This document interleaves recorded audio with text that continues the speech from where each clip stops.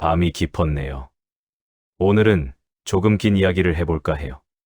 편하게 누워서 들으셔도 좋고, 눈 감으셔도 좋아요. 얼마 전에 시장에 갔다가 한 장면을 봤어요. 칠순이 넘어 보이시는 할머니 한 분이 휴대폰을 들여다보고 계시더라고요. 한참을 가만히 서서 화면만 보고 계셔서 길 찾으시나 싶었어요. 그런데 가만 보니까 카카오톡 창이에요. 메시지를 쓰다가 지우고 계시더라고요. 저도 모르게 멈춰 섰어요. 할머니 손이 조금 떨리시더라고요. 뭘 쓰실까 고민하시다가 결국 폰을 주머니에 넣고 가시더라고요. 아무것도 못 보내시고요.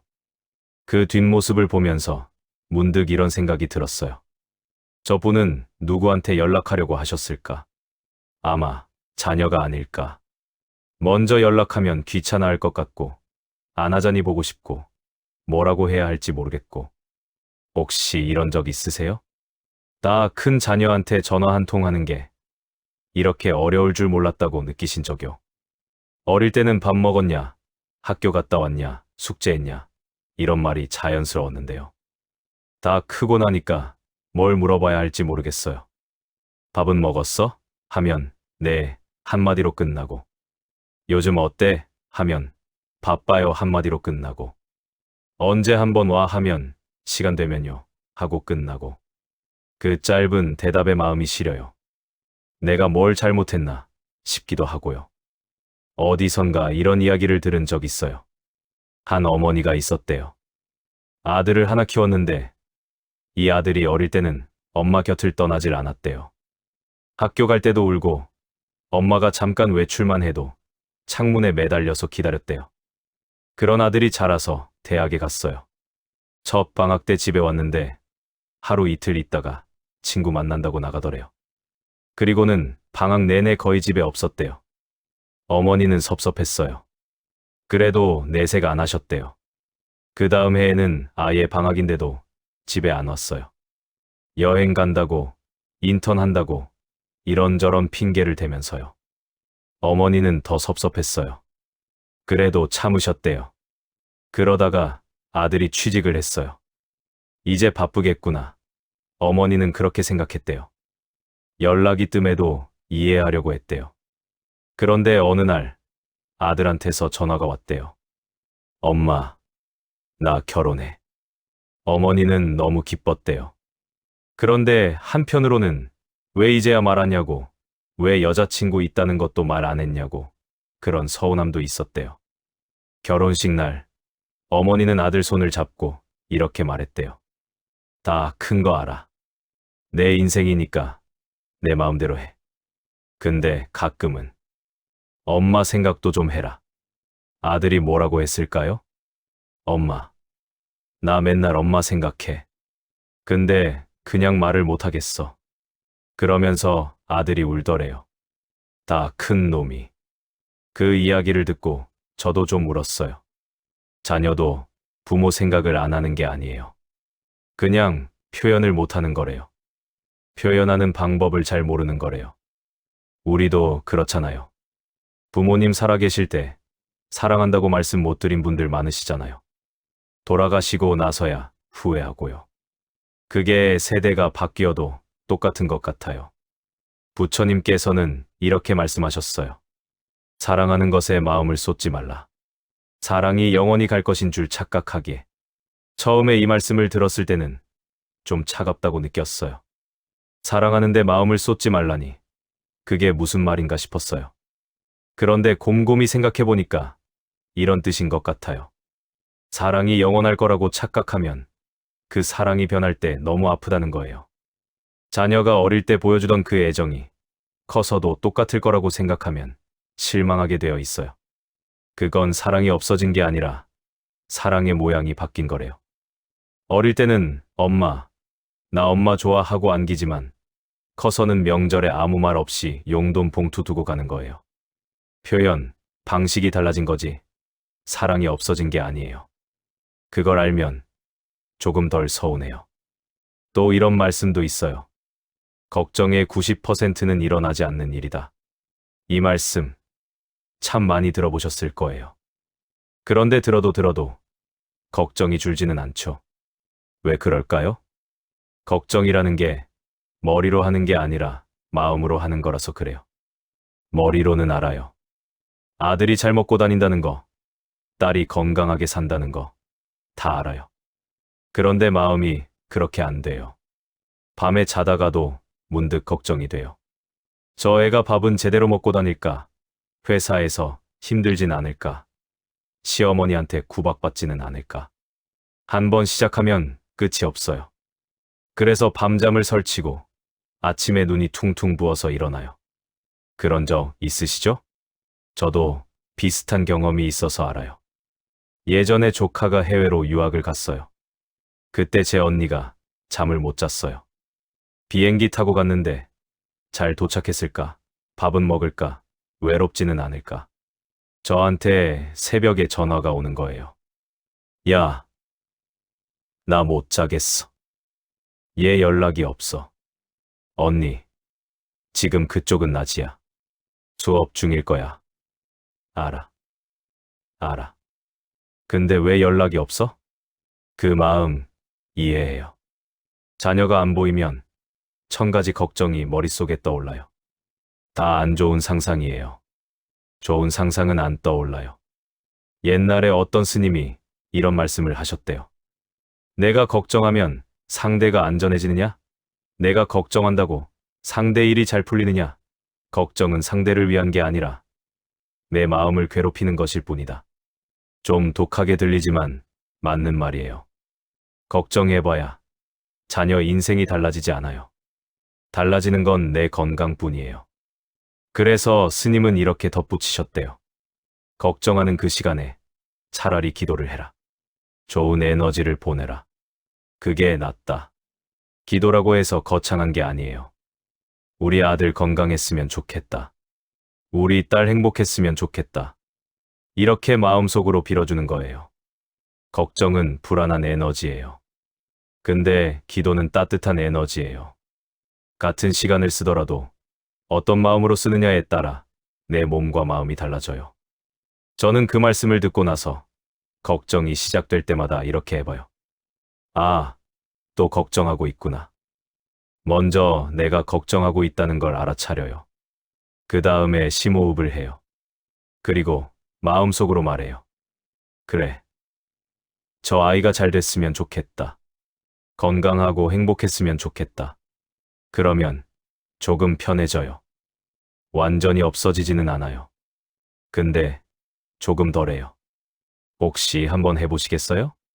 지금 눈 감으시고요. 숨을 천천히 들이쉬고요. 내쉬고요. 마음속으로 자녀 얼굴을 떠올려 보세요. 그리고 이렇게 말해보세요. 내가 건강했으면 좋겠다. 내가 행복했으면 좋겠다. 어때요? 조금 따뜻해지지 않아요? 저는 이렇게 하면 좀 마음이 누그러져요. 물론 다음날 되면 또 걱정이 올라와요.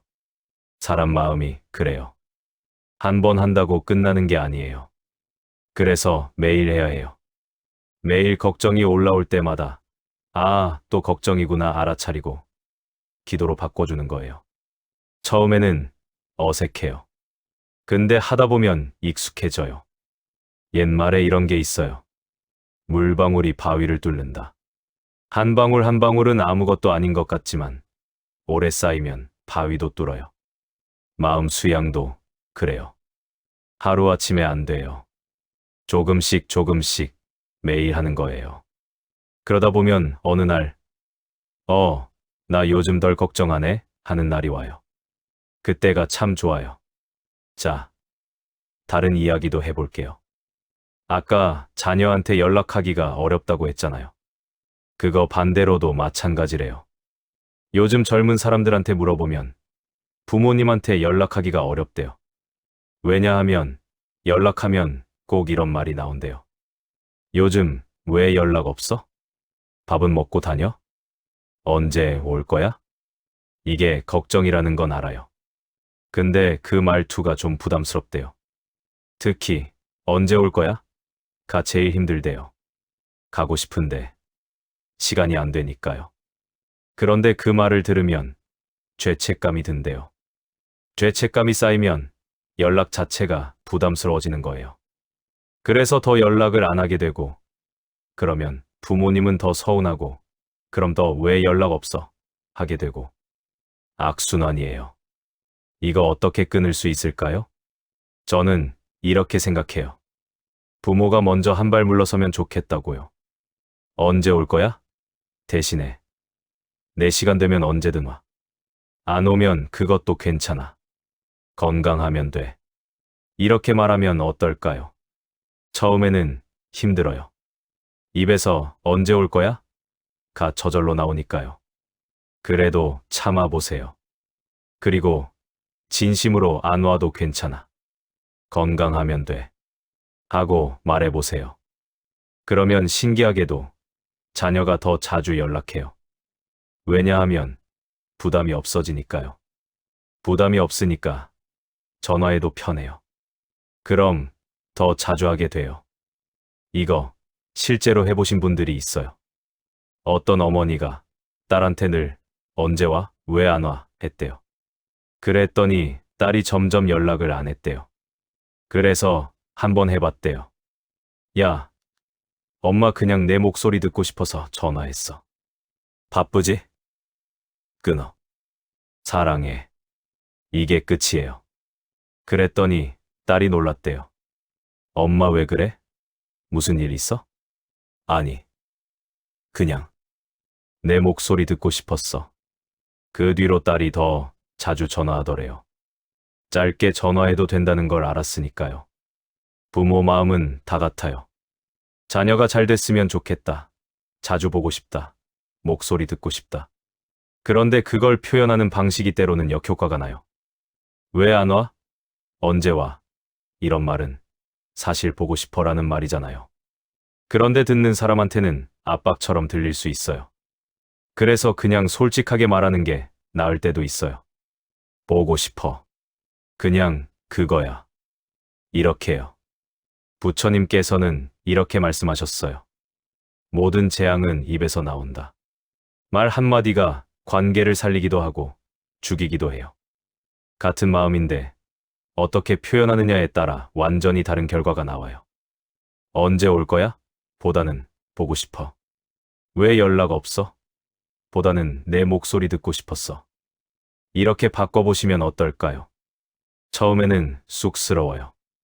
우리 세대는 그런 말 잘 안 하고 자랐으니까요. 그래도 한번 해보세요. 자녀가 놀랄 거예요. 그리고 아마 좋아할 거예요. 표현하는 거 어렵지 않아요. 그냥 마음에 있는 걸 말하면 돼요. 옛날 이야기가 하나 더 떠오르네요. 어떤 아버지가 있었대요. 평생 자녀한테 사랑한다 한 번 못한 아버지였대요. 그 시대 남자들이 다 그랬어요. 사랑한다, 보고 싶다, 이런 말 안 했어요. 창피하다고 생각했어요. 그 아버지가 병이 나서 입원했대요. 아들이 문병을 왔어요. 아버지 손을 잡고 뭐라고 하려는데 아버지가 먼저 말하더래요. 야, 나 너한테 할 말 있어. 아들이 긴장했대요. 평생 아버지가 이런 식으로 말한 적이 없었거든요. 아버지, 뭔데요? 너 사랑해. 아버지가 그 말하고 눈물을 흘렸대요.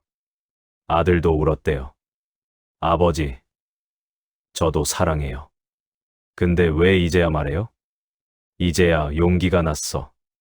그 아버지가 며칠 뒤에 돌아가셨대요. 아들이 나중에 이렇게 말하더래요. 평생 아버지한테 사랑한다 소리 한 번 못 들었는데 마지막에 들었어요. 그 한마디가 평생의 서운함을 다 녹였어요. 말 한마디가 그래요. 평생 안 했어도 한 번 하면 달라져요. 그래서 저는 이렇게 생각해요. 마음에 있으면 표현하세요. 표현 안 하면 상대는 몰라요.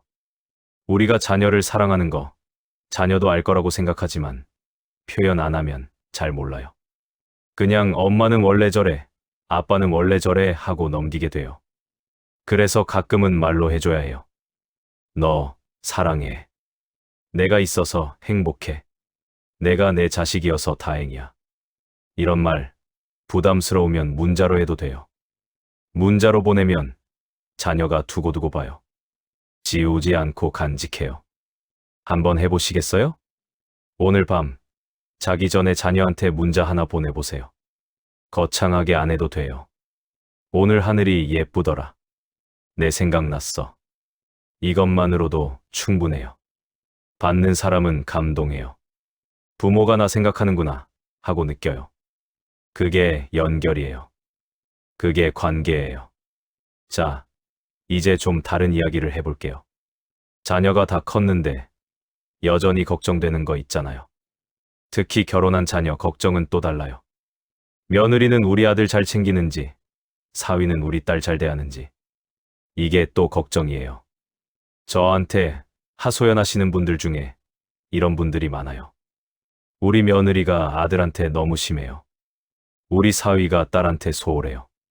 그 마음 이해해요. 내 자식이 고생하는 거 보기 힘들죠. 그런데 여기서 조심해야 할 게 있어요. 간섭하면 안 돼요. 부처님께서는 이렇게 말씀하셨어요. 자신을 성으로 삼고 등불처럼 머무르며 남에게 의존하지 말라. 이 말씀은 사실 자기 수양에 대한 말씀이에요. 남한테 기대지 말고 스스로 자기 삶을 살라는 거예요. 그런데 저는 이 말씀을 이렇게도 해석해요. 자녀 인생에 너무 들어가지 말라고요. 자녀도 하나의 성을 가진 존재예요. 자기 삶이 있고 자기 선택이 있어요. 부모가 거기에 너무 들어가면 그건 성을 침범하는 거예요. 결혼한 자녀한테 이래라 저래라 하면 관계가 망가져요. 며느리 사위한테도 말하면 안 돼요. 우리 아들 좀 잘해줘. 우리 딸 좀 신경 써줘. 이런 말 하고 싶죠. 근데 참아야 해요. 왜냐하면 그 말이 오히려 역효과가 나요. 시어머니가 우리 아들 잘해줘 하면 며느리 입장에서는 부담이에요. 부담이 쌓이면 오히려 관계가 나빠져요. 그래서 간섭하지 않는 게 최고의 사랑이에요. 믿어주는 거예요. 저 아이들이 잘 살고 있겠지. 내가 안 봐도 잘할 거야. 이렇게 믿어주는 거예요. 쉽지 않아요. 저도 알아요. 그래도 그게 맞아요. 옛말에 이런 게 있어요. 출가 외인. 시집간 딸은 남의 집 사람이다. 이런 말이에요. 요즘은 그렇게까지 생각 안 해도 돼요. 근데 핵심은 결혼하면 자기 가정이 따로 생긴다는 거예요. 그 가정을 존중해줘야 해요. 부모 마음대로 하면 안 돼요. 어떤 어머니가 이런 이야기를 해주셨어요. 딸이 결혼했는데 사위가 마음에 안 들었대요. 능력도 없어 보이고 딸 챙기는 것도 부족해 보이고. 그래서 처음에는 딸한테 자꾸 말했대요. 너 왜 저런 남자하고 살아? 좀 더 나은 남자 만날 수 있었는데. 이런 말을 했대요. 그랬더니 딸이 점점 연락을 안 하더래요. 어머니는 서운했대요. 근데 나중에 생각해보니까 자기가 잘못했더래요. 딸 입장에서는 자기 남편을 욕하는 건 자기를 욕하는 거랑 비슷하거든요. 그래서 어머니가 방향을 바꿨대요. 사위한테 잘해주기로 했대요. 사위가 오면 맛있는 거 해주고 고생 많지 하고 위로해주고. 그랬더니 사위가 달라졌대요. 처음에는 어색해하더니 나중에는 먼저 전화도 하고 명절에 선물도 챙기고 딸도 다시 자주 연락하고요. 결국 부모가 먼저 바뀌니까 관계가 달라진 거예요. 부처님께서는 이렇게 말씀하셨어요. 원망은 손에 뜨거운 숯을 쥐고 있는 것과 같다. 되는 건 자기 손이다. 사위가 마음에 안 들어도 원망하면 안 돼요. 원망하면 되는 건 내 마음이에요. 그래서 원망 대신 감사를 찾아보세요. 저 사람이 우리 딸 옆에 있어주니까 딸이 덜 외롭겠구나. 저 사람이 우리 아들 밥 챙겨주니까 아들이 굶지는 않겠구나. 이렇게 생각하면 조금 마음이 풀려요. 완전히 안 풀려도 돼요. 조금만 풀려도 돼요. 조금씩 마음을 바꿔가는 거예요. 자, 또 다른 이야기를 해볼게요. 자녀가 다 크면 이런 생각도 들잖아요. 이제 나한테 필요 없겠구나. 어릴 때는 엄마 아빠가 전부였는데 이제는 자기 세상이 생겼으니까요. 그 허전함 있잖아요. 빈둥지 증후군이라고도 하죠. 자녀가 독립하고 나면 집이 너무 조용해요. 밥상에 앉아도 예전에는 북적북적했는데 이제는 둘이서만 마주보고 앉아요. 할 말도 없고 TV만 틀어놓고 밥 먹어요. 그런 적 있으시죠? 저도 비슷한 이야기를 많이 들어요. 어떤 아버지가 이런 말씀을 하셨어요. 애들 있을 때는 빨리 크라고 했는데 막상 다 크니까 허전해. 그 마음 이해해요. 어릴 때는 힘들었어요. 돈도 많이 들고 시간도 많이 들고 속도 많이 썩이고 빨리 좀 커라.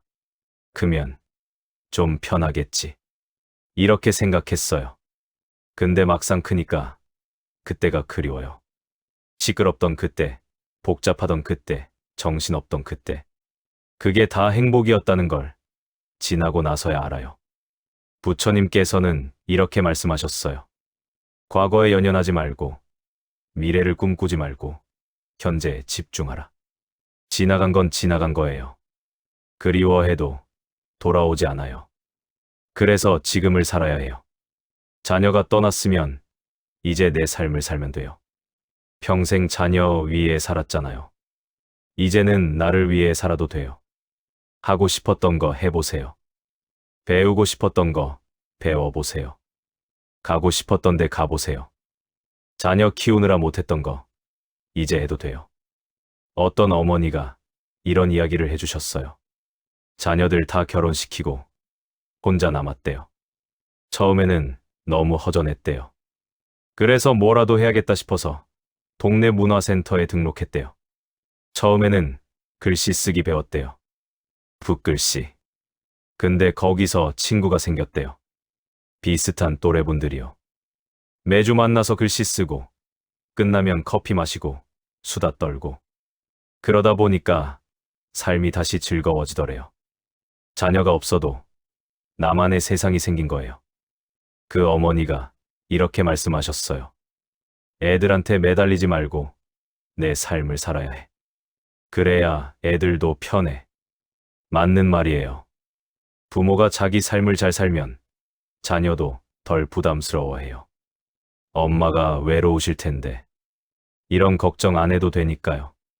엄마 요즘 바쁘시대. 친구들이랑 여행도 가시고 이러면 자녀도 마음이 편해요. 그래서 부모가 잘 사는 게 자녀한테도 좋은 거예요. 이거 참 신기하죠. 나를 위해 사는 게 결국 자녀를 위하는 거예요. 자, 잠깐 쉬었다 갈게요. 지금 어떠세요? 혹시 눈 감고 계신 분 있으시면 잠시 심호흡 한번 해보세요. 천천히 들이쉬고요. 천천히 내쉬고요. 한 번 더요. 들이쉬고, 내쉬고, 네. 다시 이어갈게요. 아까 자녀 걱정 이야기했잖아요. 그런데 걱정 중에 제일 큰 게 뭘까요? 저는 저 애가 행복한가라는 걱정이 제일 큰 것 같아요. 돈 많이 벌어도, 좋은 데 살아도 저 애가 정말 행복한지는 잘 모르잖아요. 겉으로는 웃는데 속으로는 힘들 수도 있고. 그래서 더 걱정돼요. 저한테 이런 이야기를 해주신 분이 있어요. 딸이 잘 살아요. 남편도 괜찮고, 아이도 있고, 집도 좋고. 그런데 딸이 우울증이래요. 어머니가 충격을 받으셨대요. 뭐가 부족해서 다 있는데. 근데 행복은 그런 게 아니잖아요. 겉으로 다 있어 보여도 마음이 힘들 수 있어요. 그걸 부모가 몰랐던 거예요. 어머니가 자책하셨대요. 내가 몰랐어. 내가 딸 마음을 몰랐어. 그래서 딸한테 전화했대요. 너 힘들었구나. 엄마가 몰랐어. 미안해. 그랬더니 딸이 울었대요. 엄마, 나 진짜 힘들었어. 근데 말 못했어. 엄마 걱정시키기 싫어서. 자녀도 부모 걱정시키기 싫어서 말 못하는 거예요. 그래서 겉으로 괜찮은 척하는 거예요. 그 어머니가 그 뒤로 달라지셨대요. 예전에는 너 왜 그래? 뭐가 부족해? 이런 식으로 말했는데요. 이제는 그냥 들어주신대요. 그랬구나. 힘들었구나. 이게 끝이에요. 해결책 안 줘도 돼요. 그냥 들어주는 것만으로도 자녀는 편해져요. 부처님께서는 이렇게 말씀하셨어요. 말할 때는 자신이 이미 알고 있는 사실을 말할 뿐이다. 하지만 들을 때 너는 새로운 것을 배울지도 모른다. 부모가 자녀한테 이래라 저래라 하면 그건 내가 아는 걸 말하는 거예요. 근데 자녀 말을 들으면 내가 몰랐던 걸 알게 돼요. 자녀가 뭘 힘들어하는지, 뭘 원하는지 들어야 알아요. 그래서 말하기보다 듣기가 중요해요. 어렵죠. 부모는 자꾸 말하고 싶어요. 이렇게 해라. 저렇게 해라. 그게 사랑이라고 생각하니까요. 근데 때로는 입 다물고 듣는 게 더 큰 사랑이에요. 한번 해보시겠어요? 다음에 자녀 만나면 말 좀 줄여보세요. 대신 물어보세요. 요즘 어때? 그리고 대답하면 그냥 그랬구나 하고 들어주세요. 조언 안 해도 돼요. 해결책 안 줘도 돼요. 그냥 들어주세요. 그게 더 좋을 때가 있어요. 옛날에 어떤 스님이 이런 말씀을 하셨어요. 내가 상대를 변화시키려 하지 마라. 상대는 내 생각대로 변하지 않는다. 변할 수 있는 건 오직 너 자신뿐이다. 자녀가 마음에 안 들어도 자녀를 바꾸려고 하면 안 돼요. 자녀는 안 바뀌어요. 다 큰 사람은 안 바뀌어요. 바꿀 수 있는 건 나예요. 내가 바뀌면 관계가 바뀌어요. 내가 덜 말하면 자녀가 더 말해요. 내가 덜 걱정하면 자녀가 덜 부담스러워해요. 내가 더 믿어주면 자녀가 더 자신감 있어져요. 다 연결되어 있어요. 그래서 자녀를 바꾸려고 하지 말고 나를 바꿔보세요. 그게 더 빨라요. 자, 또 다른 이야기를 해볼게요. 자녀가 다 크면 이런 걱정도 있잖아요. 저 애가 나중에 나 어떻게 할까? 노후 걱정이에요. 내가 아프면 저 애가 나 돌봐줄까? 내가 혼자 못 살게 되면 저 애가 나 챙겨줄까? 이런 걱정이요. 저도 이런 이야기 많이 들어요. 솔직히 말씀드릴게요. 자녀한테 기대하면 안 돼요. 요즘 세상은 예전하고 달라요. 예전에는 부모 모시는 게 당연했어요. 효도가 최고의 덕목이었어요. 근데 지금은 달라요. 자녀들도 바빠요. 자기 가정 챙기기도 힘들어요. 부모까지 챙기려면 물리적으로 힘든 경우가 많아요. 그래서 기대하면 실망해요. 기대하지 않으면 편해요. 부처님께서는 이렇게 말씀하셨어요. 기대하지 말고 판단하지도 말라. 기대는 고통의 씨앗이에요. 기대하면 그 기대에 못 미칠 때 실망해요. 기대 안 하면 작은 것도 감사해요. 자녀가 명절에 카드 한 장 보내도 아, 생각해줬구나 하고 감사해요. 기대하면 겨우 카드 한 장 하고 서운해요. 같은 상황인데 마음먹기에 따라 완전히 달라요. 그래서 기대를 내려놓으세요. 자녀가 잘해주면 고맙고 못해줘도 괜찮고 그렇게 생각하면 편해요. 물론 쉽지 않아요. 기대를 내려놓는 게 말처럼 쉬운 게 아니에요. 그래도 조금씩 연습하면 돼요. 옛날 이야기가 하나 떠오르네요. 어떤 노인이 있었대요. 자녀 셋을 키웠는데 다 크고 나니까 아무도 찾아오지 않더래요. 노인은 서운했대요. 그래서 날마다 투덜거렸대요. 저놈들 다 커서 나버렸어. 효도도 모르는 것들. 그렇게 투덜거리면서 살았는데 어느 날 스님이 찾아왔대요. 스님이 물었대요. 노인장, 왜 그렇게 화가 나셨어요? 스님, 내 자식들이 날 버렸어요. 정말요? 다 버렸어요? 네. 아무도 안 와요. 그럼 노인장은 자녀분들한테 연락해 보셨어요? 노인이 가만 생각해 보니까 자기도 먼저 연락한 적이 없더래요. 자녀가 안 오니까 서운했는데 자기도 안 갔던 거예요. 스님이 말했대요. 노인장, 기다리지만 말고 먼저 손 내밀어 보세요. 전화 한 통 해보세요. 노인이 그날 큰아들한테 전화했대요. 야, 아버지다. 아버지가 보고 싶어서. 거기까지 말하고 울어버렸대요. 아들도 울었대요. 아버지, 저도요. 저도 보고 싶었어요. 근데 바쁘다고. 그 뒤로 관계가 달라졌대요. 서로 먼저 연락하게 됐대요. 기다리지만 말고 먼저 손 내밀어 보세요. 자녀가 안 온다고 투덜거리지 말고 내가 먼저 가보세요. 그래도 안 되면 어쩔 수 없어요. 근데 적어도 내가 할 수 있는 건 다 한 거잖아요. 그럼 마음이 편해요. 후회가 안 남아요. 부처님께서는 이렇게 말씀하셨어요. 어느 누구도 나를 구원할 수 없고 나 자신만이 구원할 수 있다. 내 자신이 직접 그 길을 걸어야 한다. 자녀한테 의지하면 안 돼요. 내 인생은 내가 책임지는 거예요. 내 행복도 내가 만드는 거예요. 자녀가 잘해주면 고맙고 못해줘도 내가 잘 살면 돼요. 그게 진짜 자립이에요. 나이 들어서도 자립할 수 있어요. 몸이 불편해도 마음만은 자립할 수 있어요. 누구한테 의지하지 않고 내 마음을 내가 지키는 거예요. 그게 진짜 강한 거예요.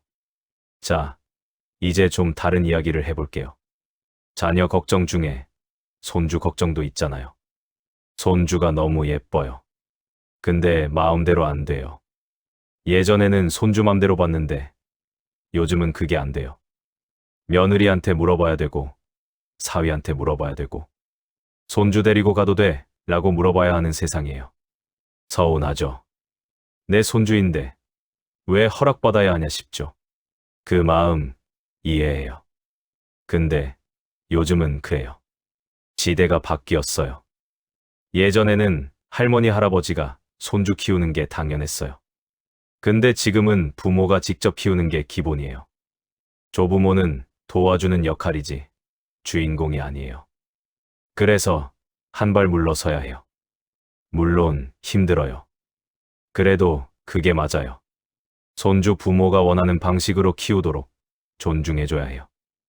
내 방식이 아니어도 참아야 해요. 내가 너 키울 때는 안 그랬는데 이런 말 하고 싶어도 참아야 해요. 왜냐하면 그 말하면 관계가 나빠져요. 며느리나 사위가 부담스러워해요. 부담스러우면 손주도 안 보여줘요. 악순환이에요. 그래서 그냥 잘하고 있구나. 고생 많다 하고 격려해 주세요. 손주 키우는 방식이 마음에 안 들어도 내색 안 하세요. 그래야 며느리 사위가 편해해요. 편하면 손주도 자주 보여줘요. 결국 참는 게 이기는 거예요. 옛말에 이런 게 있어요. 잠을 인자 3번이면 살인도 면한다. 좀 과격한 말이지만 핵심은 참는 게 중요하다는 거예요.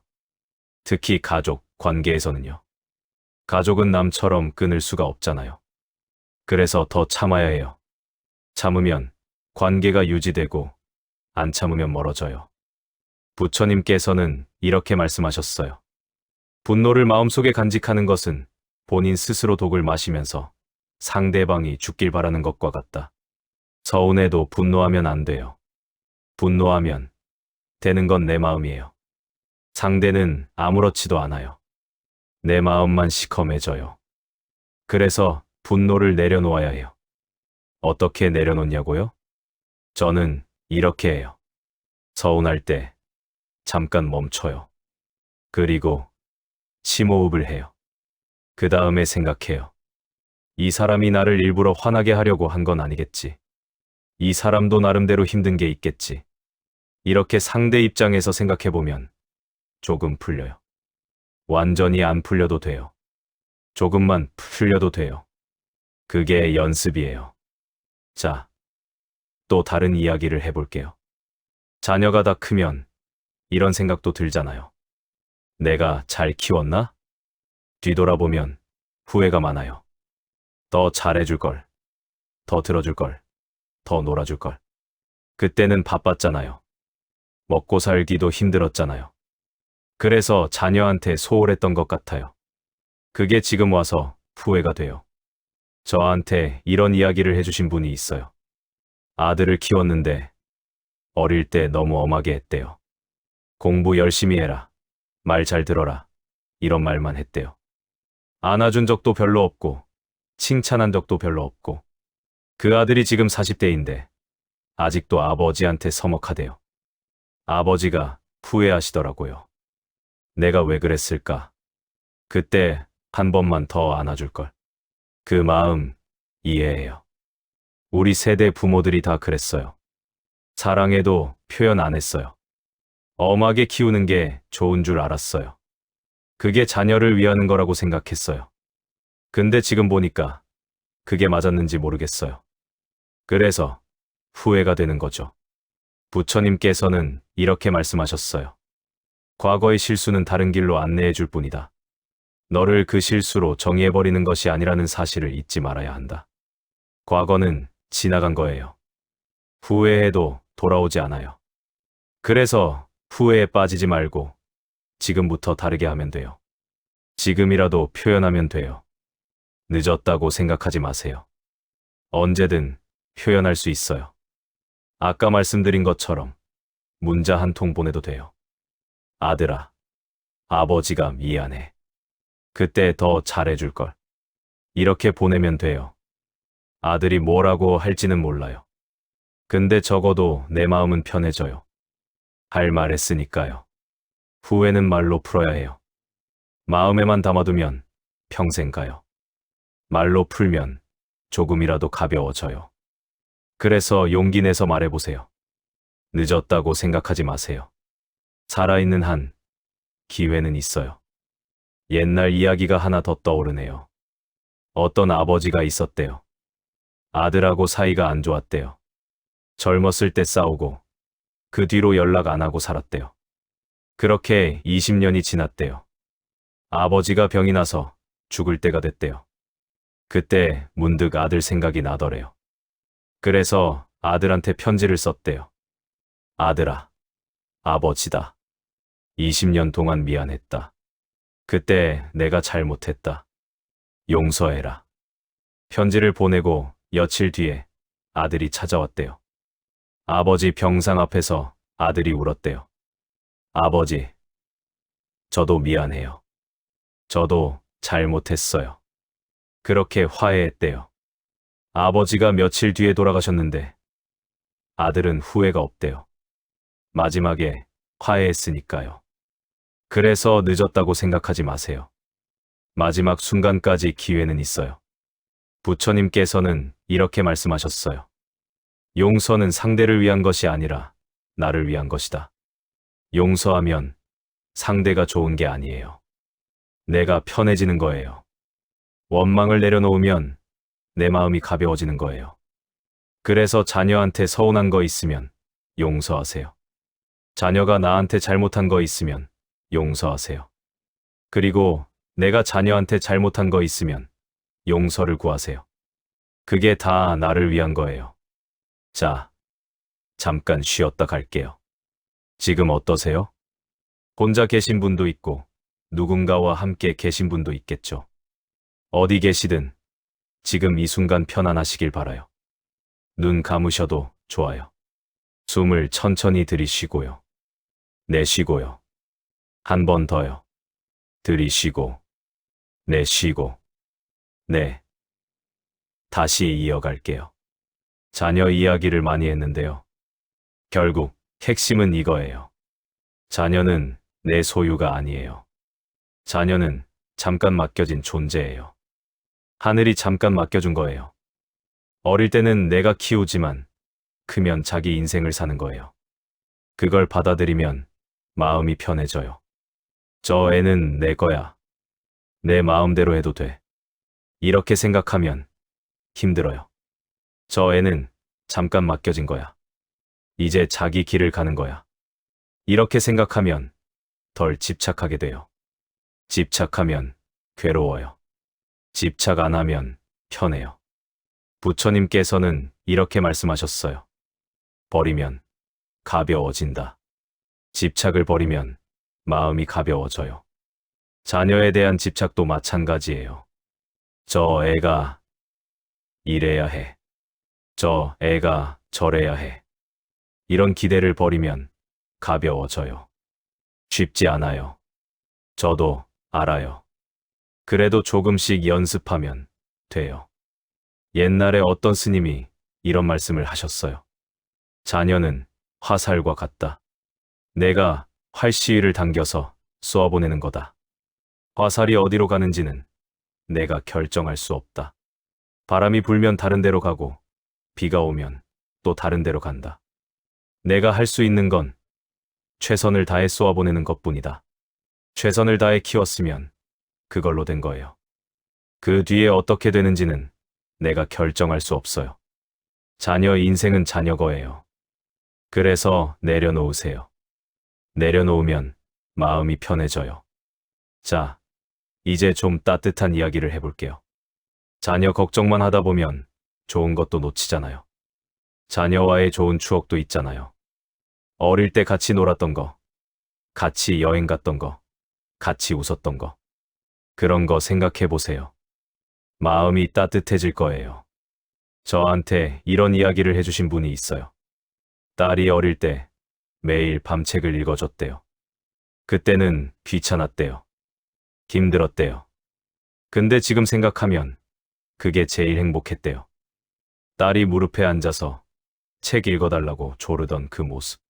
그게 지금도 눈에 선하대요. 그때로 돌아가고 싶어요. 그 마음 이해해요. 지나고 나면 다 그리워요. 힘들었던 것도 지나고 나면 추억이에요. 그래서 지금 힘든 거 나중에 추억 될 수도 있어요. 그걸 알면 조금 위로가 돼요. 부처님께서는 이렇게 말씀하셨어요. 행복할 때 기쁨은 영원하지 않고 고통스러움을 겪을 때 고통도 영원히 지속되지 않는다. 이 세상의 모든 것은 영원하지 않는 것을 잊지 마라. 기쁨도 지나가고 고통도 지나가요. 다 지나가요. 그래서 너무 집착하지 않아도 돼요. 지금 힘들어도 지나갈 거예요. 지금 좋아도 지나갈 거예요. 그걸 알면 조금 담담해져요. 자, 또 다른 이야기를 해볼게요. 자녀가 다 크면 배우자하고 둘만 남잖아요. 그때 관계가 또 달라져요. 자녀 키울 때는 바빠서 몰랐는데 둘이 남으니까 어색해요. 할 말도 없고 뭘 같이 해야 할지도 모르겠고. 그런 적 있으시죠? 저한테 이런 이야기를 해주신 분이 있어요. 남편하고 30년 넘게 살았는데 애들 다 보내고 나니까 남남 같대요. 밥상에 마주 앉아도 할 말이 없대요. TV만 보고 각자 방에 들어가고. 같이 사는 건지 그냥 같은 집에 있는 건지 모르겠어요. 그 마음 이해해요. 자녀 키우느라 바빴을 때는 배우자 관계를 신경 쓸 겨를이 없었잖아요. 그러다 보니 둘 사이가 멀어진 거예요. 그래서 이제라도 다시 가까워지려고 노력해야 해요. 옛날에 어떤 스님이 이런 말씀을 하셨어요. 부부는 두 개의 바퀴와 같다. 한쪽이 빠르면 넘어지고 한쪽이 느리면 못 간다. 보조를 맞춰야 한다. 보조를 맞추려면 대화가 필요해요. 아까 자녀 이야기했잖아요. 듣기가 중요하다고요. 배우자한테도 마찬가지예요. 말하기보다 듣기가 중요해요. 상대가 뭘 원하는지, 뭘 힘들어하는지 들어야 알아요. 그래서 시간을 내서 대화해보세요. 저녁 먹고 산책하면서 이야기해도 좋고, 차 한잔 하면서 이야기해도 좋고, 거창하게 안 해도 돼요. 오늘 하루 어땠어? 이것만으로도 돼요. 상대가 대답하면 그냥 들어주세요. 조언 안 해도 돼요. 그냥 그랬구나 하고 들어주세요. 그게 시작이에요. 부처님께서는 이렇게 말씀하셨어요. 대화 없이는 관계도 없으며 존경 없이는 사랑도 없다. 신뢰 없이는 그것을 계속 지속해 나가야 할 이유가 없다. 대화가 있어야 관계가 유지돼요. 존경이 있어야 사랑이 유지돼요. 신뢰가 있어야 함께 살 이유가 있어요. 이 세 가지가 다 연결되어 있어요. 그래서 배우자와의 관계도 가꿔야 해요. 자녀 다 보내고 나면 배우자가 제일 가까운 사람이에요. 그 사람하고 잘 지내야 노후가 행복해요. 한번 노력해 보시겠어요? 자, 이제 마무리를 향해 가볼게요. 오늘 이야기 많이 길었죠? 다 큰 자녀에 대한 걱정, 이 주제로 이야기했어요. 정리해보면 이래요. 걱정은 자연스러운 거예요. 부모니까 걱정하는 거예요. 그건 사랑이에요. 근데 걱정에 잡아먹히면 안 돼요. 걱정하는 대신 기도하세요. 좋은 에너지를 보내세요. 자녀는 내 소유가 아니에요. 잠깐 맡겨진 존재예요. 그래서 내려놓으세요. 표현하세요. 사랑한다. 보고 싶다. 미안하다. 마음에 있으면 말하세요. 듣기가 중요해요. 말하기보다 듣기가 중요해요. 자녀 말을 들어주세요. 기대를 내려놓으세요. 기대하면 실망해요. 기대 안 하면 감사해요. 나를 먼저 챙기세요. 내가 잘 살아야 자녀도 편해요. 이런 이야기들이었어요. 다 기억 못해도 괜찮아요. 마음에 남는 게 하나만 있어도 충분해요. 그거 하나만 기억하시면 돼요. 부처님께서는 이렇게 말씀하셨어요. 한순간이 하루를 바꿔놓을 수 있으며 하루가 인생을 바꾸기도 하고 한 인생이 세상을 변화시킬 수 있다. 오늘 이 이야기가 당신의 한순간을 바꿀 수 있을지도 몰라요. 그 한순간이 하루를 바꿀 수 있을지도 몰라요. 그 하루가 인생을 바꿀 수 있을지도 몰라요. 그러니 너무 가볍게 생각하지 마세요. 오늘 들은 이야기가 씨앗이 될 수 있어요. 그 씨앗이 언젠가 싹을 틔우고 꽃을 피울 수 있어요. 기다려 보세요. 자, 이제 정말 마무리할게요. 오늘 하루도 수고 많으셨어요. 자녀 걱정하느라 마음 쓰셨죠? 그래도 괜찮아요. 그게 사랑이니까요. 다만 오늘 밤은 걱정 좀 내려놓고 주무세요. 내일 아침에 또 걱정해도 돼요. 오늘 밤만은 편하게 주무세요. 부처님께서는 이렇게 말씀하셨어요. 매일 아침은 새로운 인생이 시작되는 날이다. 따라서 어제의 모든 힘든 순간들은 버리고 오늘을 삶의 최고의 하루로 만들어라. 내일 아침이 오면 새로운 하루가 시작돼요. 오늘의 걱정은 오늘에 두고 내일 새롭게 시작하세요. 그러면 돼요. 눈 감으세요. 숨을 천천히 들이쉬고요. 내쉬고요. 마음속으로 이렇게 말해보세요. 오늘 하루 수고했다. 자녀야, 잘 자라. 나도 이제 잘 자야지. 네, 이제 주무세요. 편안한 밤 되시고요. 좋은 꿈 꾸세요. 내일 또 찾아올게요. 마음 조절이었어요. 잘 주무세요. 오늘은 지난번에 이어서 조금 더 깊은 이야기를 해볼까 해요. 다 큰 자녀에 대한 마음, 그 안에 숨어있는 여러 가지 감정들이요. 어떤 분들은 걱정이 크고, 어떤 분들은 서운함이 크고, 또 어떤 분들은 외로움이 크더라고요. 다 자연스러운 거예요. 부모니까 그런 거예요. 그런데 그 마음들이 너무 커지면 내가 힘들어지잖아요.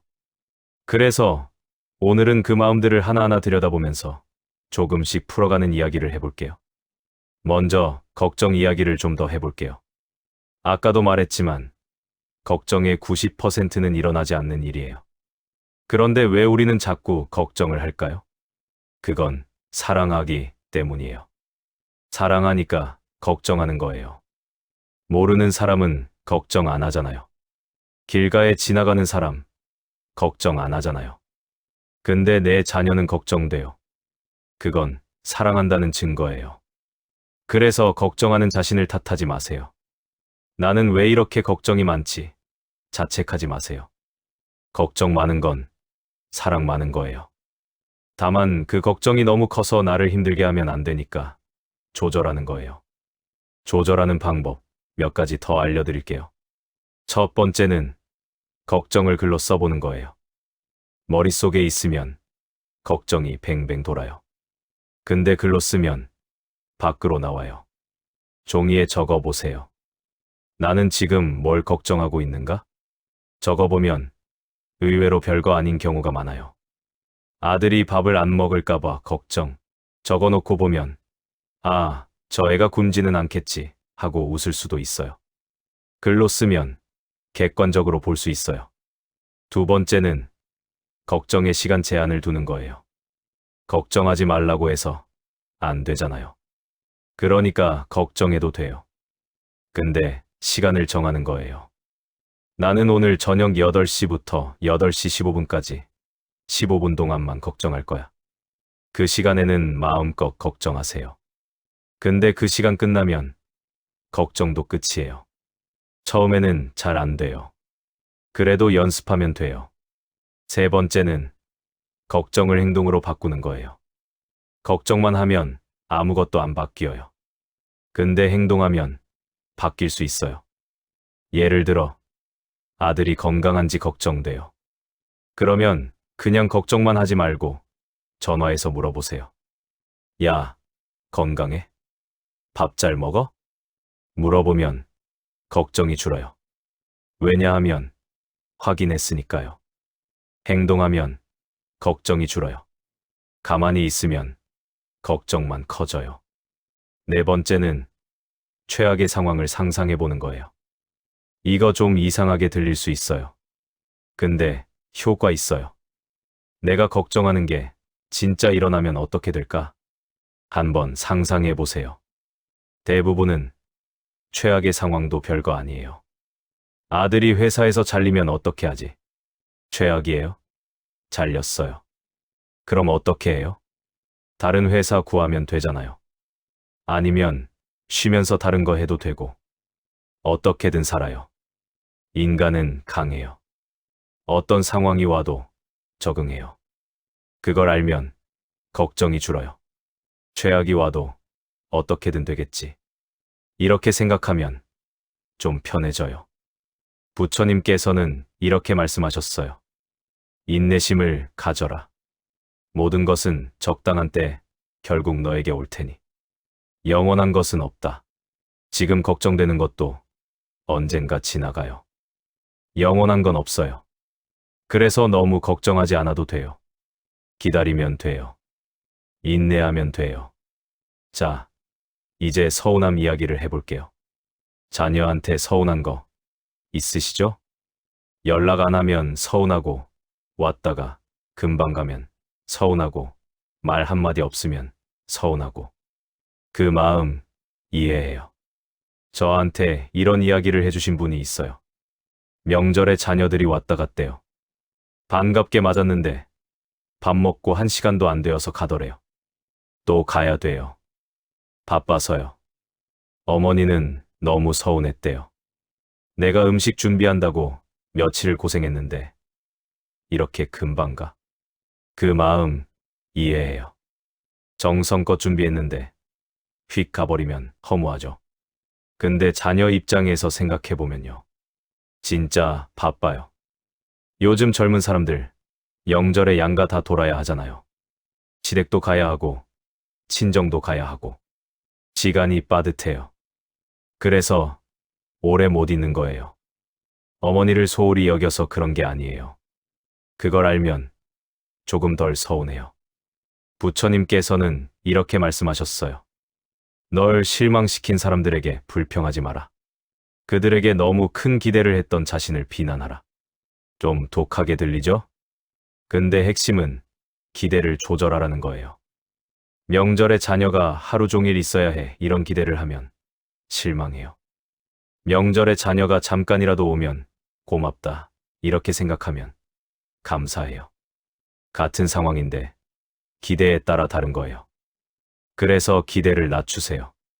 낮추면 덜 서운해요. 또 이런 이야기도 있어요.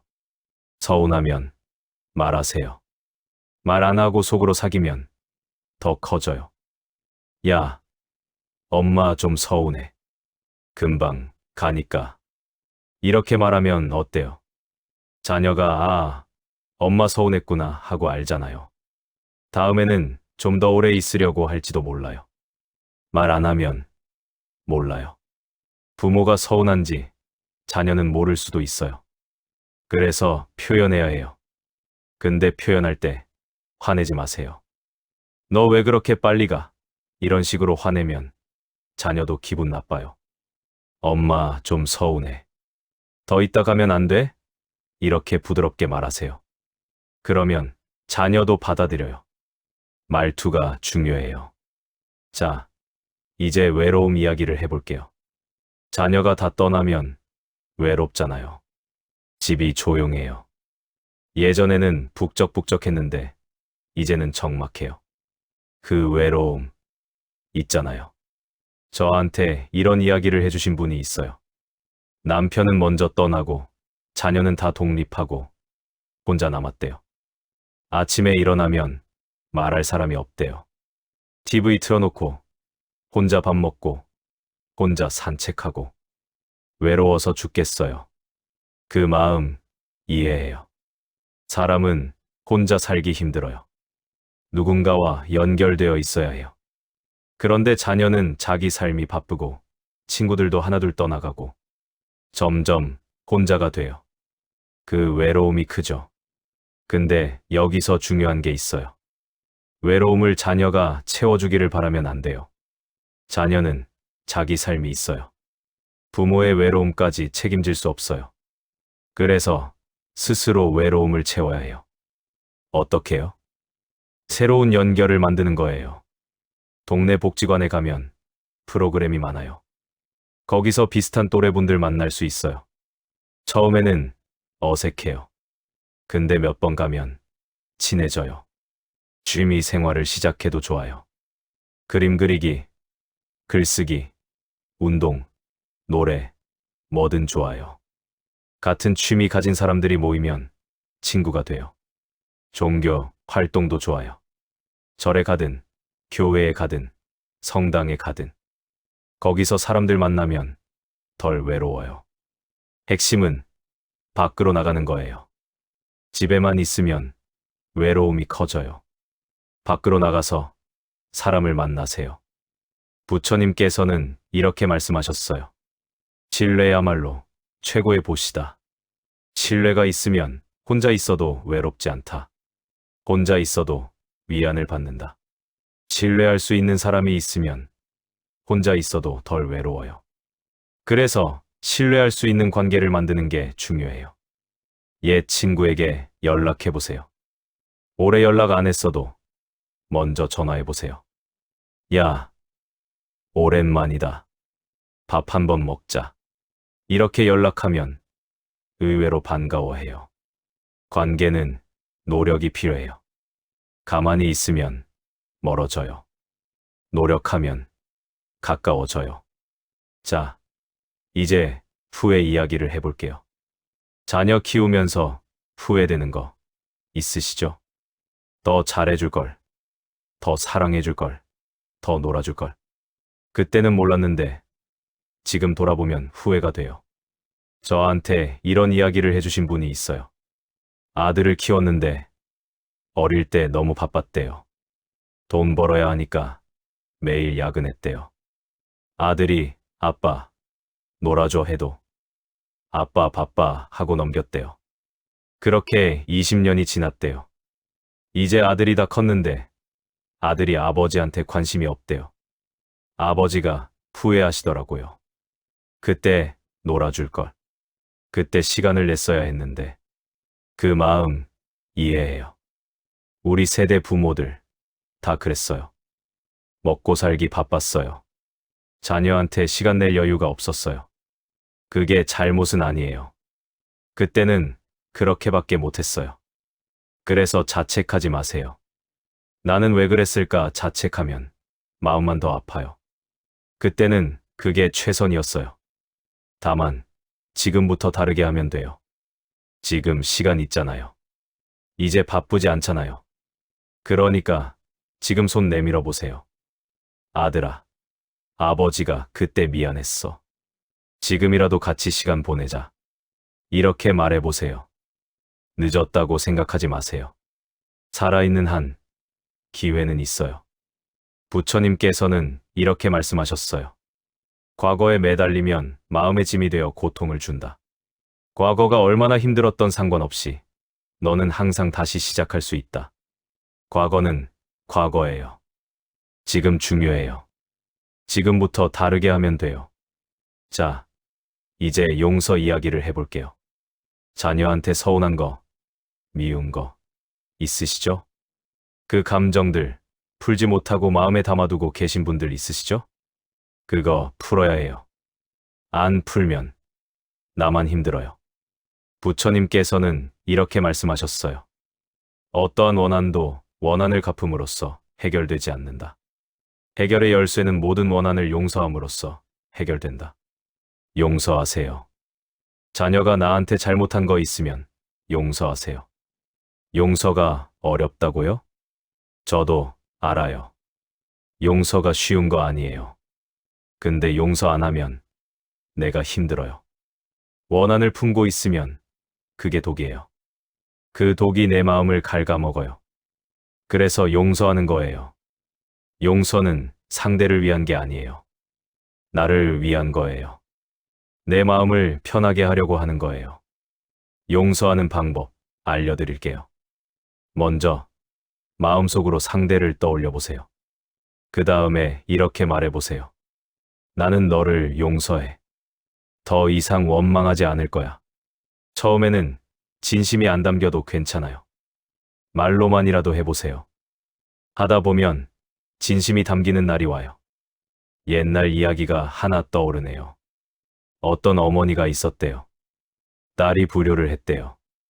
어머니를 요양원에 넣고 면회도 안 오고. 어머니는 원망이 컸대요. 전현이 나를 버렸어. 절대 용서 못해. 그렇게 원망하면서 살았는데 어느 날 스님이 면회를 왔대요. 스님이 물었대요. 어머니, 마음이 편하세요? 편하겠어요? 딸년 생각하면 분해서 잠이 안 와요.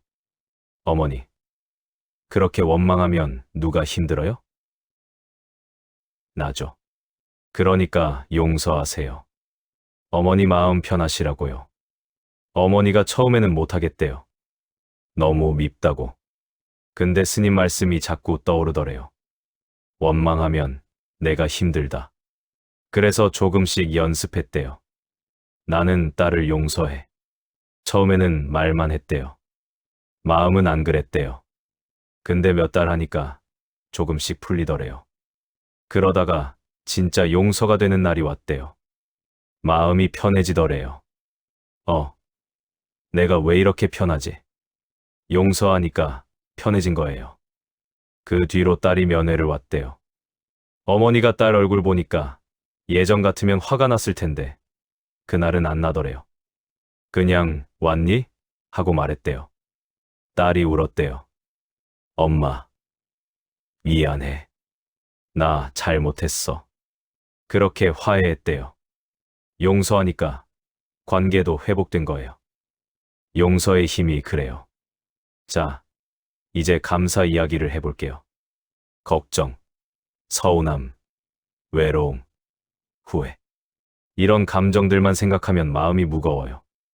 그래서 감사를 생각해야 해요. 감사하면 마음이 밝아져요. 부처님께서는 이렇게 말씀하셨어요. 항상 가진 것에 감사하는 마음을 길러야 한다.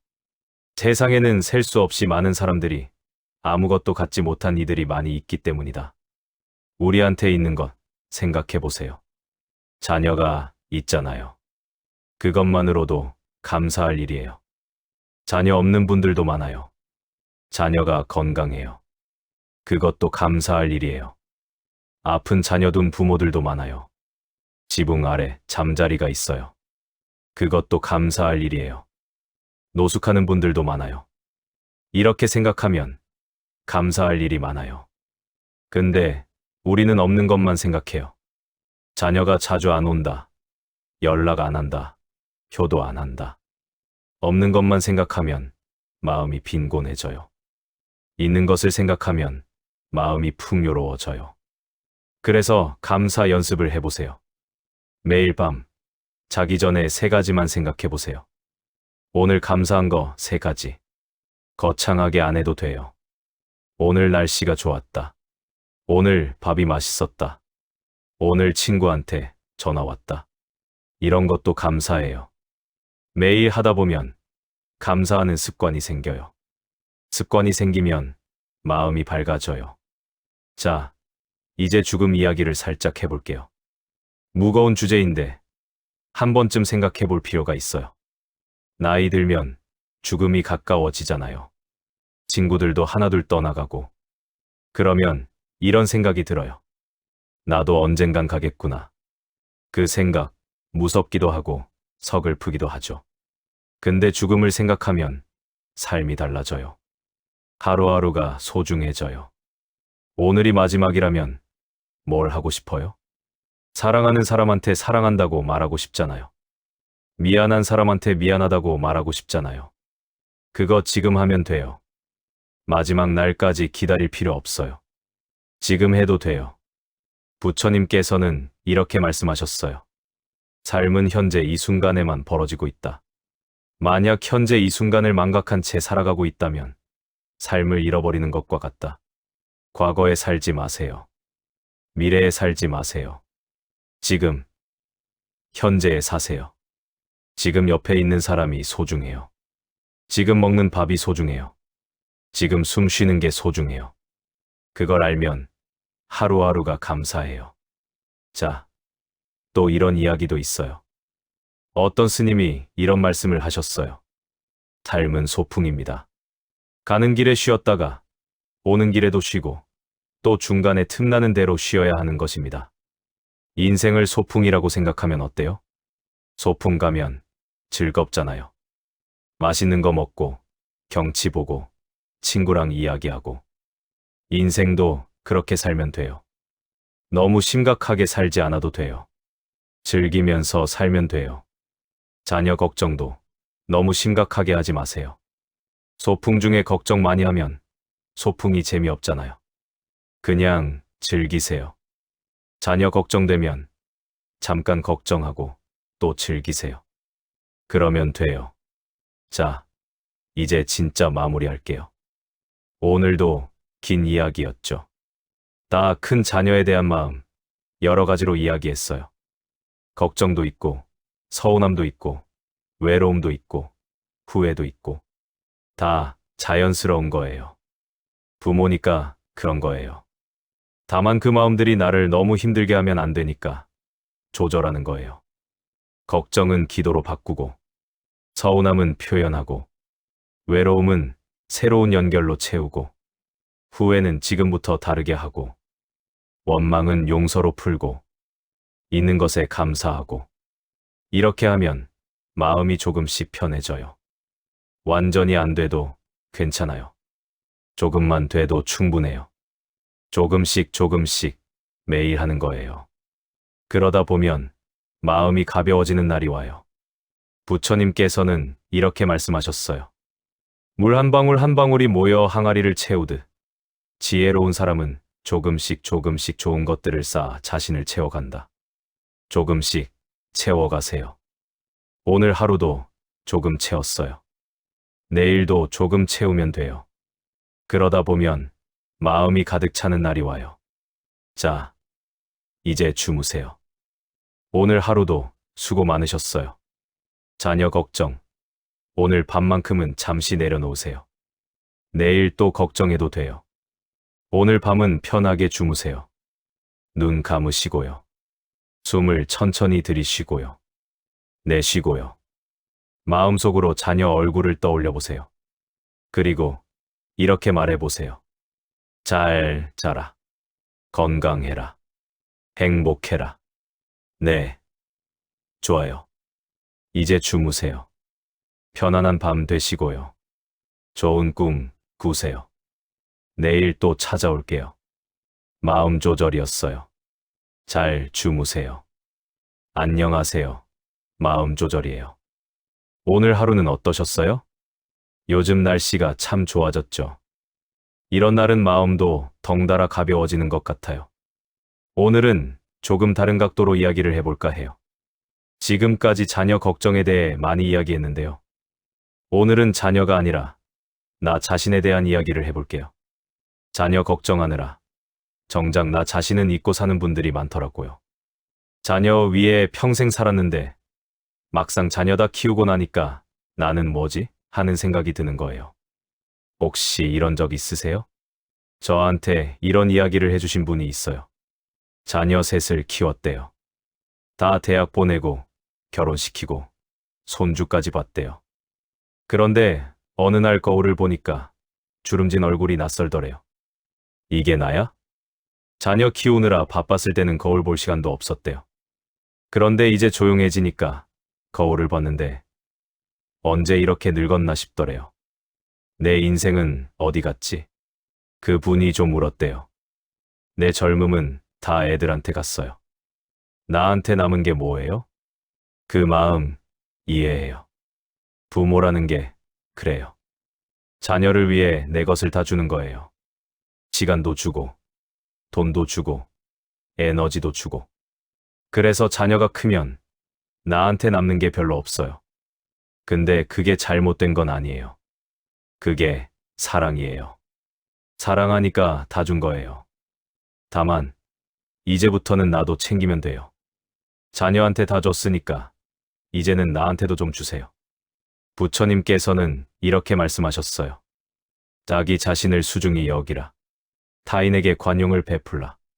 그래야만 자기 자신을 소중히 여길 수 있다. 자기를 소중히 여기세요. 남한테만 주지 말고 나한테도 주세요. 어떻게요? 좋아하는 거 하세요.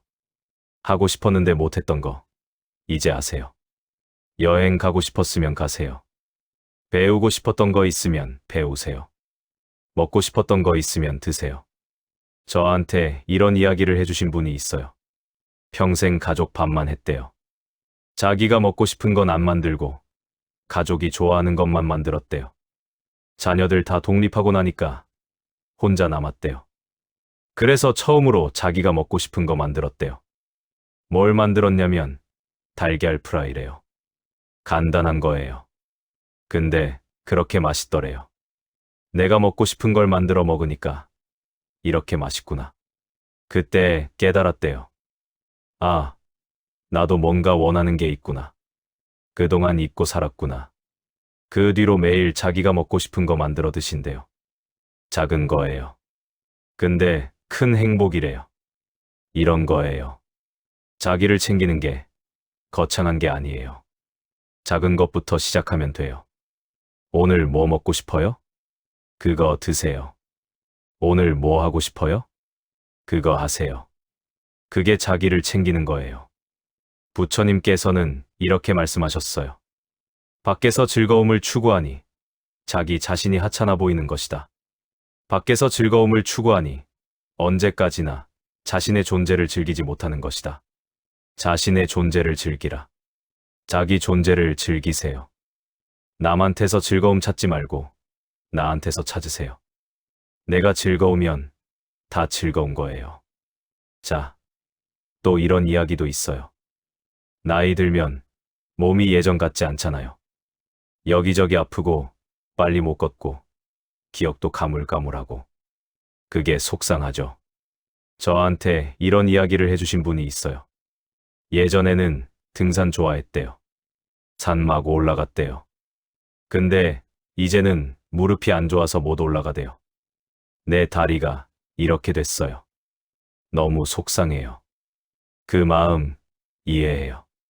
젊었을 때 할 수 있었던 것들 이제 못하게 되면 슬프죠. 근데요, 그게 자연스러운 거예요. 세상 모든 게 변해요.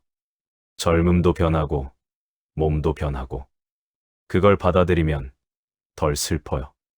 아, 이제 내 몸이 이렇게 됐구나. 그래. 수고했다. 내 몸아. 이렇게 생각하면 어때요? 부처님께서는 이렇게 말씀하셨어요. 변화는 결코 고통스러운 것이 아니다. 단지 주어지는 변화에 저항하는 것이 고통스러울 따름이다. 변화에 저항하면 힘들어요. 받아들이면 편해요. 몸이 안 좋아진 건 어쩔 수 없어요. 근데 그래도 할 수 있는 게 있어요. 등산 못하면 평지 산책하면 돼요. 빨리 못 걸으면 천천히 걸으면 돼요. 기억 안 나면 적어 놓으면 돼요. 방법은 있어요. 없어진 것만 생각하지 말고 아직 있는 것 생각하세요. 아직 걸을 수 있잖아요. 아직 볼 수 있잖아요. 아직 들을 수 있잖아요. 아직 맛볼 수 있잖아요. 그거에 감사하세요. 옛날 이야기가 하나 떠오르네요. 어떤 노인이 있었대요. 젊었을 때 운동선수였대요. 나이 들어서 다리가 안 좋아졌대요. 휠체어를 타게 됐대요. 처음에는 너무 우울했대요. 나는 이제 끝났어. 아무것도 못해. 근데 어느 날 햇볕이 좋아서 밖에 나갔대요. 휠체어 밀고 공원에 갔는데 꽃이 피어 있더래요. 그 꽃을 보니까 기분이 좋아지더래요. 아, 내가 아직 이런 걸 볼 수 있구나. 그때부터 매일 공원에 나갔대요. 꽃도 보고 새 소리도 듣고. 그러다 보니까 우울함이 사라지더래요. 내 다리는 못 쓰지만 눈은 되잖아. 귀도 되잖아. 남아있는 것에 감사하니까 마음이 밝아진 거예요. 이런 거예요. 없어진 거에 집중하면 우울해져요. 남아있는 거에 집중하면 감사해져요. 어디에 집중하느냐에 따라 마음이 달라져요. 부처님께서는 이렇게 말씀하셨어요. 마음이 모든 것을 만들어낸다. 내 마음이 우울하면 세상이 다 우울해 보여요. 내 마음이 밝으면 세상이 다 밝아 보여요. 세상은 그대로인데 내 마음에 따라 다르게 보여요. 그래서 마음을 밝게 가지세요. 어떻게요? 아까 말씀드린 것처럼 감사를 찾으세요. 매일 감사한 거 3가지만 생각하세요. 그러면 마음이 밝아져요. 자, 또 이런 이야기도 있어요. 나이 들면 두려운 게 많아져요. 병이 나면 어쩌나, 돈 떨어지면 어쩌나, 혼자 남으면 어쩌나. 이런 두려움들이요. 그 두려움, 자연스러운 거예요. 누구나 다 있어요. 근데 두려움에 사로잡히면 안 돼요. 두려움이 너무 커지면 지금을 즐길 수가 없어요. 아직 병 안 났는데 병 걱정하고, 아직 돈 있는데 돈 걱정하고, 아직 사람들 있는데 혼자 될까봐 걱정하고, 미래 걱정하느라 현재를 못 즐기는 거예요. 부처님께서는 이렇게 말씀하셨어요. 과거란 이미 버려진 것이고 미래란 아직 오지 않은 것이다. 그러므로 현재를 관찰하라. 현재에 집중하세요. 미래 걱정은 미래에 하세요. 지금은 지금을 즐기세요. 저한테 이런 이야기를 해주신 분이 있어요. 암 진단을 받았대요. 처음에는 하늘이 무너지는 것 같았대요. 나 이제 죽는구나. 근데 며칠 지나니까 이런 생각이 들더래요. 근데 오늘은 안 죽었네. 오늘은 살아있네. 그러니까 오늘이 소중해지더래요. 그전에는 하루하루가 그냥 지나갔는데 이제는 하루가 선물 같더래요. 오늘도 살아있구나. 감사하다. 병이 오히려 삶의 소중함을 알게 해준 거예요. 물론 병 없으면 더 좋죠. 근데 병이 와도 그 안에서 배울 게 있어요. 모든 일에는 배움이 있어요. 부처님께서는 이렇게 말씀하셨어요. 삶은 진정으로 위대한 스승이다. 자신이 충분히 배우지 못했다면 그것은 계속 반복해서 가르쳐 줄 것이다. 삶이 스승이에요. 힘든 일도 스승이에요. 거기서 배우면 성장해요. 자, 이제 관계 이야기를 좀 더 해볼게요. 나이 들면 관계가 정리되잖아요. 젊었을 때 많았던 친구들, 하나둘 멀어지고, 어떤 분은 돌아가시고, 어떤 분은 연락이 끊기고, 그래서 외로워지기도 해요. 근데요, 관계는 양보다 질이에요. 100명 아는 것보다 1명 깊이 아는 게 나을 때가 있어요. 저한테 이런 이야기를 해주신 분이 있어요. 친구가 많았대요. 모임도 많이 나가고, 사람들 많이 만나고. 근데 병이 나니까 아무도 안 오더래요. 그때 진짜 친구가 누군지 알았대요. 친구 많다고 좋은 게 아니더라고요. 내가 힘들 때 와주는 사람, 그게 진짜 친구예요. 맞는 말이에요. 겉으로만 아는 사람은 내가 힘들 때 없어요. 진짜 친구는 내가 힘들 때 와요. 그래서 관계를 정리해보세요. 나한테 정말 소중한 사람이 누구인가? 그 사람한테 잘하세요. 자주 연락하고, 만나고, 고맙다고 말하세요. 그게 관계를 지키는 거예요. 부처님께서는 이렇게 말씀하셨어요. 진정한 친구라면 둘 사이는 단단한 신뢰의 끈으로 묶여 있다. 그 끈은 타인의 언행으로 인해 끊어지지 않는다.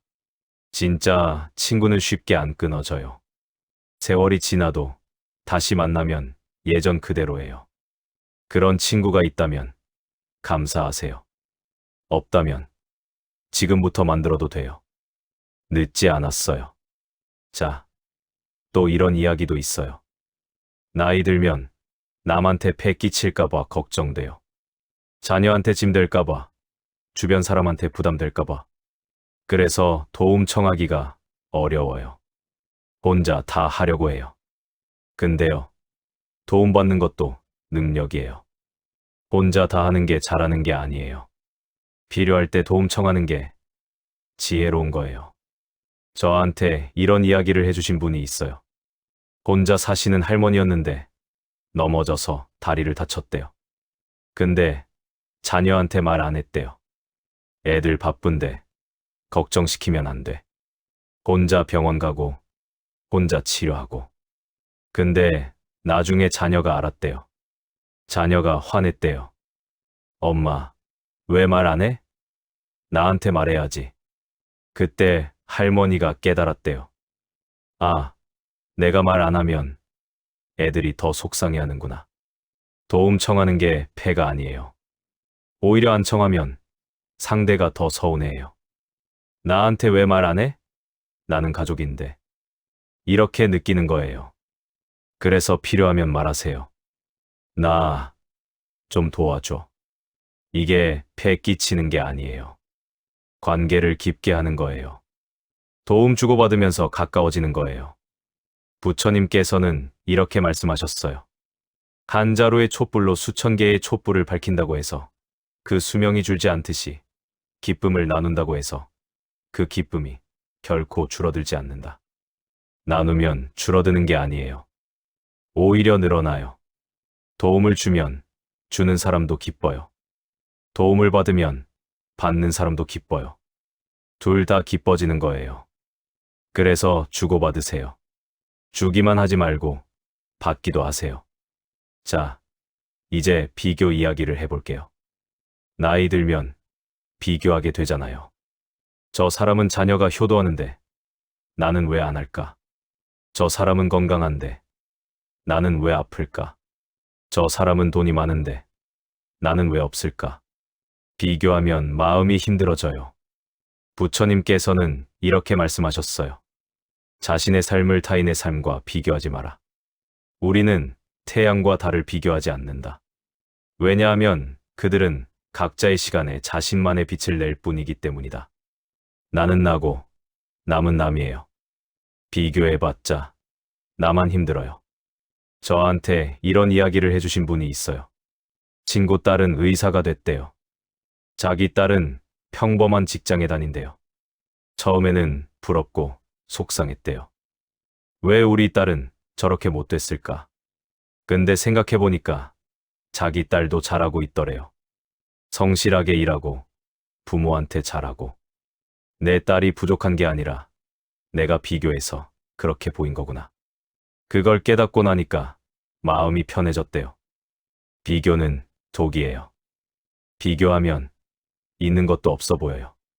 비교 안 하면 있는 게 보여요. 그래서 비교하지 마세요. 나는 나예요. 내 인생은 내 인생이에요. 남하고 비교할 필요 없어요. 부처님께서는 이렇게 말씀하셨어요. 지혜로운 삶이란 남과 비교하며 나보다 나은 사람을 보고 시기하지 않으며 내가 남보다 낫다고 교만하지 않는 것이다. 시기도 하지 말고 교만도 하지 말고 그냥 나답게 살면 돼요. 자, 이제 겸손 이야기를 해볼게요. 나이 들면 자기가 옳다고 생각하기 쉬워요. 오래 살았으니까, 경험이 많으니까. 내 말이 맞아. 내가 다 알아. 이렇게 생각하기 쉬워요. 근데요, 그게 위험해요. 내가 다 안다고 생각하면 더 이상 배우지 않아요. 배우지 않으면 늙어요. 마음이 늙어요. 부처님께서는 이렇게 말씀하셨어요. 자신이 부족함을 아는 자는 현명한 자이다. 자신이 현명하다고 생각하는 자가 가장 생각이 없는 자이다. 모르는 게 있다고 인정하세요. 배울 게 있다고 인정하세요. 그래야 계속 성장해요. 저한테 이런 이야기를 해주신 분이 있어요. 7순이 넘은 할아버지인데 스마트폰을 배우셨대요. 처음에는 이런 거 왜 배워? 했대요. 근데 손주가 가르쳐 주겠다고 해서 배웠대요. 배우고 나니까 세상이 달라 보이더래요. 영상도 보고 음악도 듣고 손주한테 메시지도 보내고. 내가 고집 안 부리고 배우길 잘했어요. 새로운 거 배우면 젊어져요. 마음이 젊어져요. 그래서 계속 배우세요. 나이 들어도 배울 수 있어요. 부처님께서는 이렇게 말씀하셨어요. 모든 이들로부터 배워라. 하지만 누구도 따라가지는 마라. 누구한테든 배울 수 있어요. 젊은 사람한테도 배울 수 있어요. 어린아이한테도 배울 수 있어요. 열린 마음으로 배우세요. 자, 이제 마무리를 향해 가볼게요. 오늘도 긴 이야기였죠. 나 자신을 챙기는 것, 몸의 변화를 받아들이는 것, 관계를 정리하는 것, 비교하지 않는 것, 계속 배우는 것. 이런 이야기들을 했어요. 다 기억 못해도 괜찮아요. 하나만 기억하셔도 돼요. 오늘 마음에 남는 게 하나라도 있으면 그걸로 된 거예요. 부처님께서는 이렇게 말씀하셨어요. 자신의 마음가짐을 항상 좋은 일을 하는데 주의를 기울여라. 그 일을 반복하면 즐거움으로 가득 찬 영혼을 가지게 될 것이다. 좋은 마음가짐을 가지세요. 매일 조금씩 좋은 생각을 하세요. 그러면 마음이 밝아져요. 자, 이제 주무세요. 오늘 하루도 수고 많으셨어요. 이제는 나도 좀 쉬세요. 자녀 걱정, 세상 걱정 다 내려놓고 쉬세요. 내일 또 걱정해도 돼요. 오늘 밤은 편하게 주무세요. 눈 감으시고요. 숨을 천천히 들이쉬고요. 내쉬고요. 마음속으로 이렇게 말해보세요. 오늘도 살아있어서 감사해. 내일도 좋은 하루가 되겠지. 네. 좋아요. 이제 주무세요. 편안한 밤 되시고요. 좋은 꿈 꾸세요. 내일 또 찾아올게요. 마음 조절이었어요. 잘 주무세요.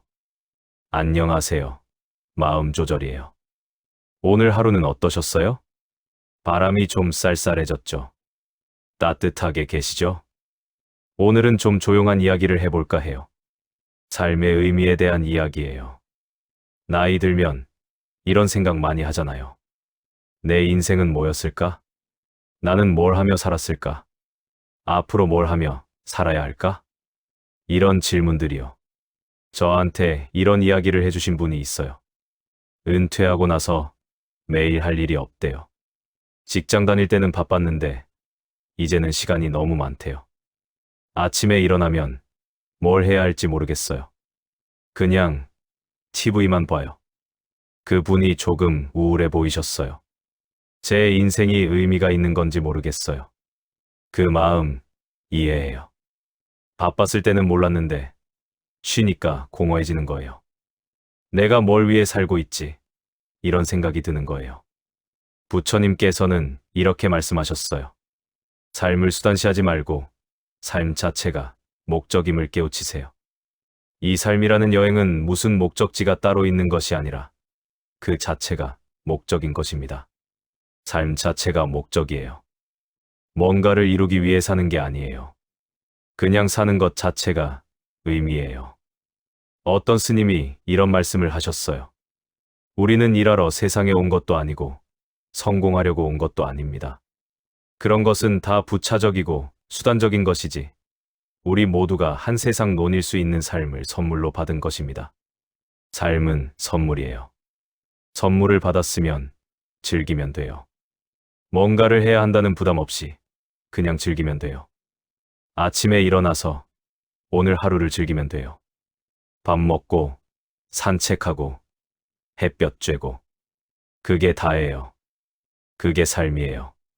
저한테 이런 이야기를 해주신 분이 있어요. 은퇴 후에 우울했는데 어느 날 정원 가꾸기를 시작했대요. 처음에는 심심해서 했는데 하다 보니까 재미있더래요. 씨 뿌리고 물 주고 싹 트는 거 보고 이게 이렇게 재미있는 줄 몰랐어요. 그 뒤로 매일 정원 가꾸는 게 낙이 됐대요. 아침에 일어나면 정원부터 가요. 거기서 시간 가는 줄 몰라요. 그게 그 분한테는 삶의 의미가 된 거예요. 거창한 게 아니에요. 정원 가꾸기가 그분의 삶을 채운 거예요. 이런 거예요. 삶의 의미는 거창한 데 있지 않아요. 작은 즐거움에 있어요. 좋아하는 거 하면서 시간 보내는 거, 그게 의미예요. 부처님께서는 이렇게 말씀하셨어요. 마음을 어떤 상황에서든 좋은 일을 하는 쪽으로 정하라. 좋은 일들을 계속 반복하다 보면 기쁨으로 가득 차게 될 것이다. 좋은 일을 하세요. 좋아하는 일을 하세요. 그러면 기쁨이 차요. 자, 또 이런 이야기도 있어요. 삶의 의미를 찾으려면 베풀음도 중요해요. 남한테 뭔가를 주면 마음이 풍요로워져요. 저한테 이런 이야기를 해주신 분이 있어요. 은퇴 후에 할 일 없어서 봉사활동을 시작했대요. 복지관에서 급식 봉사를 했대요. 처음에는 그냥 시간 때우려고 갔는데 하다 보니까 보람이 있더래요. 어르신들이 밥 맛있다고 하실 때 너무 뿌듯해요. 그게 그분의 삶의 의미가 된 거예요. 남한테 주니까 내가 채워지는 거예요. 부처님께서는 이렇게 말씀하셨어요. 풍요를 나누라. 인색하게 굴지 말라. 필요한 것은 스스로 내주라. 아까워하지 말라. 내주는 것은 빼앗기는 것이 아니라 나누는 것이다. 주면 빼앗기는 게 아니에요. 주면 나누는 거예요. 나눔으로써 더욱 풍요로워지는 거예요. 돈이 없어도 줄 수 있어요. 시간을 줄 수 있어요. 마음을 줄 수 있어요. 미소를 줄 수 있어요. 따뜻한 말 한마디를 줄 수 있어요. 그것도 다 베풀미예요. 자, 또 이런 이야기도 있어요. 삶의 의미를 찾으려면 감사도 중요해요. 감사하면 삶이 풍요로워져요. 저한테 이런 이야기를 해주신 분이 있어요. 매일 아침 감사 일기를 쓰신대요. 오늘 감사한 거 5가지. 처음에는 별거 없는 것 같았대요. 근데 쓰다 보니까 감사할 게 보이더래요. 아침에 눈 떴다. 감사하다. 밥 먹었다. 감사하다. 날씨 좋다. 감사하다. 이렇게 쓰니까 삶이 달라 보이더래요. 전에는 힘든 것만 보였는데 이제는 좋은 것도 보여요. 감사하면 눈이 달라져요. 있는 게 보여요. 부처님께서는 이렇게 말씀하셨어요. 만족함을 모르는 사람은 부유하면서도 가난하고 만족함을 아는 사람은 가난하더라도 부유하다. 감사할 줄 알면 가난해도 부자예요. 감사할 줄 모르면 부자여도 가난해요. 마음이 부자예요. 마음이 가난해요. 그 차이예요. 자, 이제 죽음 이야기를 조금 더 해볼게요. 아까도 잠깐 했지만 조금 더 깊이요. 죽음을 생각하면 삶이 달라져요. 언젠가 죽는다는 걸 알면 오늘이 소중해져요. 어떤 스님이 이런 말씀을 하셨어요. 세상에는 우리가 죽음에 대해 분명히 알고 있는 것 3가지가 있습니다. 첫째는 사람은 분명히 죽는다는 것, 둘째는 나 혼자서 죽는다는 것, 셋째는 아무것도 가지고 갈 수 없다는 것입니다. 다 알잖아요. 언젠가 죽어요. 혼자 죽어요. 아무것도 못 가져가요. 그걸 알면 뭘 붙잡고 있을 필요가 없어요. 돈도 붙잡을 필요 없어요. 명예도 붙잡을 필요 없어요. 어차피 못 가져가요. 그럼 뭐가 남을까요? 사랑이 남아요. 내가 베푼 사랑, 내가 받은 사랑. 그게 남아요. 그래서 사랑하면서 사세요. 부처님께서는 이렇게 말씀하셨어요. 사람들은 인생을 마무리할 때 결국에는 세 가지 사실만이 중요하게 남는다. 얼마나 사랑했는가, 얼마나 관대히 살았는가, 그리고 당신에게 벌어진 일들을 얼마나 집착 없이 놓아주었는가이다. 이 세 가지예요. 사랑하고, 관대하게 살고, 집착 없이 놓아주고. 그렇게 살면 마지막에 후회가 없어요.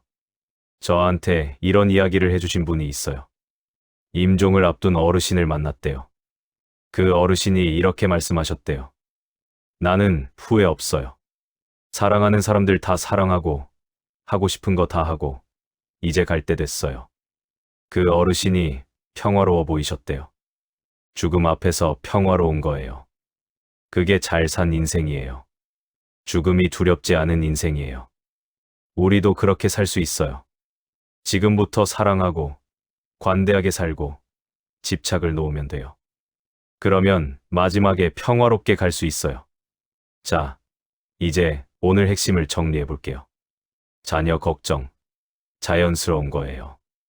근데 걱정에 잡아먹히지 마세요. 나 자신도 챙기세요. 자녀한테만 주지 말고 나한테도 주세요. 삶 자체가 목적이에요. 뭔가 이루려고 하지 말고 그냥 즐기세요. 사랑하고 관대하게 살고 집착을 놓으세요. 그러면 마지막에 후회 없어요.